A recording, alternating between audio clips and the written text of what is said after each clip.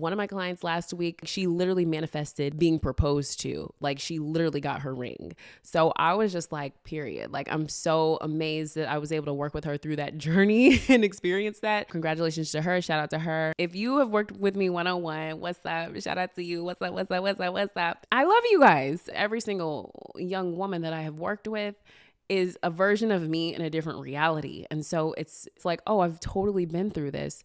Oh, I understand where you're coming from. I resonate with your perspective. We are a great matchup right now because I have the tools and the keys and just the support that you need at this point in your life. So I will work closely with you guys to help you manifest your desires. I'm here to guide you every step of the way via text or voice memos. I love voice messages. I love them. If you've worked with me, you definitely know that I love voice messages. So I'm so glad that you understand that you have to change the story. Literally, that's the first step in getting him back in your reality in the best way that you want him. Let's start with self-concept. The only way that you can successfully change anything in your reality is by changing yourself. So now you have to transform into the version of yourself who only gets commitment. Like, whenever you're dealing with a guy, point blank period, you're not dealing with him unless he's coming through with a commitment. This is who you are. You're not settling for breadcrumbs and any sort of friends with benefits dynamics where the lines are blurry, and, you know, you have sex, you hook up, but there's no title on it. That is no longer who you are. Get it? And you are now the type of woman who only gets more, period. You only get the best. As soon as you decide that's who you are within yourself, everyone and everything in your reality will shift in that direction. You need to start affirming, I am worthy of full commitment. I am worthy of marriage. I am worthy of respect, if that's what you want, if it's marriage. I am worthy of respect.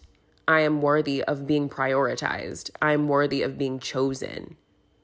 You know, like, these are the things that you need to affirm about yourself because this is who you are and what you deserve.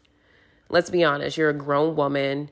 You're not dealing with little boys who don't know how to make decisions. If you had a daughter or a little sister, let's be honest, would you really want her to settle? You would probably tell your best friend, girl, you deserve the best. Girl, you are worthy of more than that. Girl, you are worthy of that man showing up and telling you that you're the one. I want you. I choose you.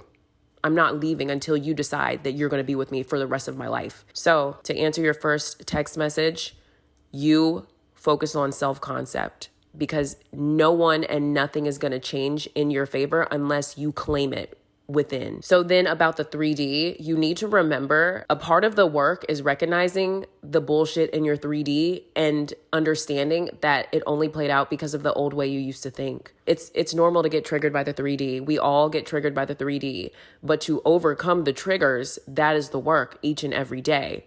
So you have to decide how you're supposed to feel when you get triggered in the 3D, right? So when you see bullshit in your 3D, when you see him in your 3D or whatever, your job is to remind yourself, oh my gosh, self, hey girl, self, like talk to yourself and be like, the only reason why I'm seeing this bullshit in my 3D is because that's the old way I used to think when I didn't know my worth and value. I used to settle for situations that were not full commitment. I used to settle for behavior that wasn't fully respectful. I used to settle for, breadcrumbs, hot and cold behavior. I used to settle for that shit because I didn't know my worth and value. Don't be ashamed. Don't be mad at yourself. Grow. Do better. Now is the time. Accept it. When you take your power back and you accept the mistakes that you made in the past simply by not knowing your worth and value, that is how you take your power back and create change in your life. So when you see the 3D and it triggers you, just remind yourself, oh, that's old. It's on its way out because I decided that I'm a different woman. I decided that I deserve better. I decided that I'm not going to create this anymore. I now have claimed a new story for myself and my 3D is shifting as long as I'm persisting. I really want to mentally and internally commit to myself until then and see what happens. Yeah, girl, there's no until then. Like, this is forever. Like I said a minute ago, claim that you are now that bitch. Point blank, period. Just claim it. All he's going to do is become a better version of himself as a result of you becoming a better version of yourself. He is your mirror. He has no free will. He is you pushed out. When you change, he changes, point blank, period. When you're like changing a little bit, then you're checking the 3D a little bit, he's going to change a little bit and then stop changing. The more you change, the more he will change. Remember, this is a lifelong thing. We're never going to stop evolving. So you might as well work on yourself. And everyone, every man, every friend, every circumstance in your reality is going to shift in your favor because of it. So in case you haven't gotten the point so far, the answer is you. Change you. Become a better you. Don't accept bullshit behavior from men or second message.